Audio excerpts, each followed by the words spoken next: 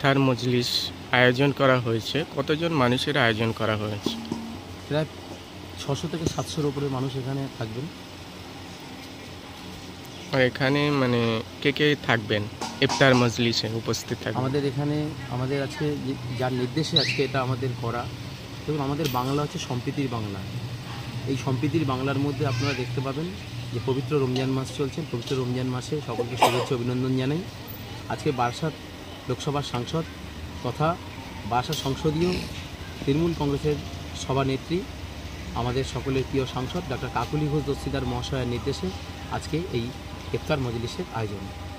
ইফতারের পরে আর কি কোনো বক্তব্য বা কিছু থাকবে? হ্যাঁ, আমাদের ইফতারের মাধ্যমে দিদি তার নিজস্ব কিছু কথা বলবেন, আসছেন দিদি। এছাড়াও আমাদের এখান থেকে আরও একটা জায়গায় যাওয়ার আছে। এখানে আমাদের বাবুনগরী কুলবেরিয়া রাধাকৃষ্ণ জিও মন্দির, সেখানেও দিদি যাবেন। আমি প্রথমেই বলেছি যে বাংলা সম্প্রীতির বন্ধনে আবদ্ধ থাকে।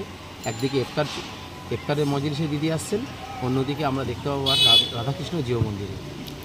আপনি অন্য ধর্মের মানুষ হয়ে ইফতারে সামিল হলেন, প্রথম সবাইয়ের কথা বলি, বাংলার কৃষ্টি কালচার সম্প্রীতি কখনো বলে না কোনো উৎসবে না যাওয়ার। দেখবেন ধর্ম যার যার, উৎসব সবার।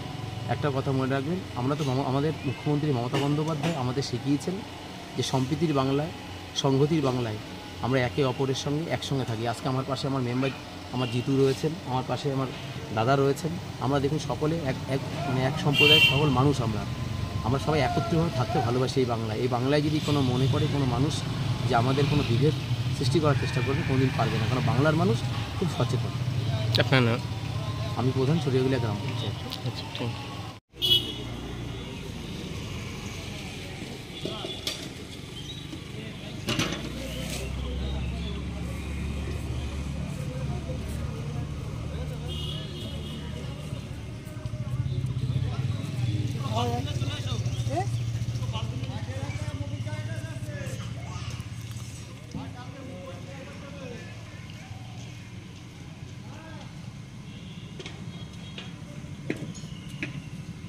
Thank you.